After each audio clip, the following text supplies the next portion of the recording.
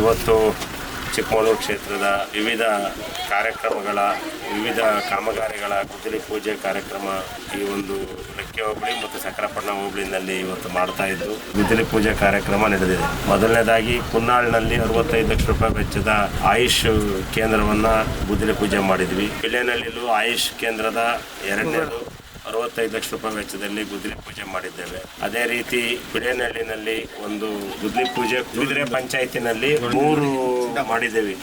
ಒಂದು ಜೋಡಿಲಿಂಗದಲ್ಲಿ ಸುಮಾರು 40 ಲಕ್ಷ ರೂಪಾಯಿಂದು PWDಯಿಂದ ಚರಂಡಿ ಮತ್ತು ಕಾಂಕ್ರೀಟ್ ರಸ್ತೆ.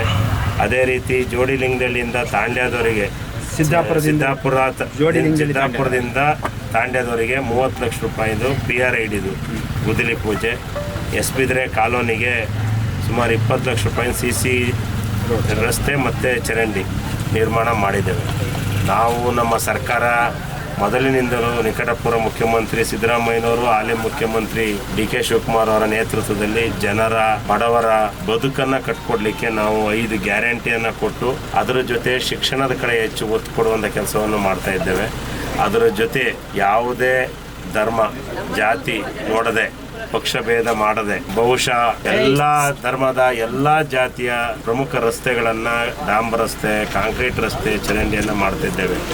ಒಟ್ಟು ಇವತ್ತು 65 1,30 ಲಕ್ಷ ರೂಪಾಯಿನ ಆಯುಷ್ ಕೇಂದ್ರ, ಅದೇ ರೀತಿ ಸುಮಾರು 90 ಲಕ್ಷ ರೂಪಾಯಿ ವೆಚ್ಚದ ಕಾಂಕ್ರೀಟ್ ರಸ್ತೆ ಮತ್ತು ಚರಂಡಿಯನ್ನು ಮಾಡಿದ್ದೇವೆ. ನಾನು ಜನರಲ್ಲಿ ಹೇಳೋದಿಷ್ಟೇ, ನಮ್ಮ ಸರ್ಕಾರ ಶಿಕ್ಷಣ, ಆರೋಗ್ಯ ಮತ್ತು ಬದುಕಿನ ಬಗ್ಗೆ ಹೆಚ್ಚು ಆದ್ಯತೆ ಕೊಟ್ಟಂಥ ಸಂದರ್ಭದಲ್ಲಿ ಈ ಎಲ್ಲ ಯೋಜನೆಗಳನ್ನು ಸದುಪಯೋಗ ಪಡಿಸ್ಕೊಂಡಂಥ ಬಡವರು ಅವರ ಮಕ್ಕಳಿಗೆ ಉತ್ತಮವಾದಂಥ ಶಿಕ್ಷಣವನ್ನು ಕೊಡಿಸಿ ಅವರ ಮುಂದಿನ ಅವರ ಬದುಕನ್ನು ಹಸನನ್ನಾಗಿ ಮಾಡ್ಕೊಬೇಕು ಅಂತೇಳಿ ಅವರಲ್ಲಿ ಮನವಿ ಮಾಡ್ತೇನೆ. ಅದರ ಜೊತೆ ನಾನು ಭಗವಂತನಲ್ಲಿ ಪ್ರಾರ್ಥನೆ ಮಾಡ್ತೇನೆ, ಈ ಬಾರಿ ಎಲ್ಲ ಹವಾಮಾನ ಮುನ್ಸೂಚನೆಯಂತೆ ಇಲ್ಲಿವರೆಗೂ ಸರಿಯಾದ ರೀತಿ ಮಳೆ ಬರದಿರೋದ್ರಿಂದ ಬಹುಶಃ ಇಡೀ ಪ್ರಪಂಚದಲ್ಲೇ ಕೃಷಿಯನ್ನು ಹೆಚ್ಚು ನಂಬಿರ್ತಕ್ಕಂಥ 70% ಕೃಷಿಯನ್ನೇ ನಂಬಿರ್ತಕ್ಕಂಥ ನಮ್ಮ ಭಾರತ ದೇಶ, ಅದರಲ್ಲೂ ನಮ್ಮ ನಾಡು, ನಮ್ಮೂರು ಆದಷ್ಟು ಬೇಗ ಒಳ್ಳೆಯ ಮಳೆಯನ್ನು ಕೊಡಲಿ. ಮಳೆ ಕೊಟ್ಟ ಮೇಲೆ ಬೆಳೆ ಕೊಡಲಿ, ಅದಕ್ಕೆ ಬೆಲೆ ಕೊಡಲಿ. ಆದರೆ ಮಳೆನೇ ಇಲ್ಲಿವರೆಗೂ ಕೊಟ್ಟಿಲ್ಲ. ಇಲ್ಲಿವರೆಗೂ ನಾವೆಲ್ಲ ಮಾಡ್ತಾ ಇರ್ತಕ್ಕಂಥದ್ದು ಮನುಷ್ಯನ ಪ್ರಯತ್ನ, ಆದರೆ ದೈವ ಪ್ರಯತ್ನ, ಪ್ರಕೃತಿಯ ಪ್ರಯತ್ನ ಅದು ಮುಖ್ಯ. ಹಾಗಾಗಿ ದೈವದಲ್ಲಿ ಪ್ರಾರ್ಥನೆ ಮಾಡ್ತಾ ಇದ್ದೇವೆ.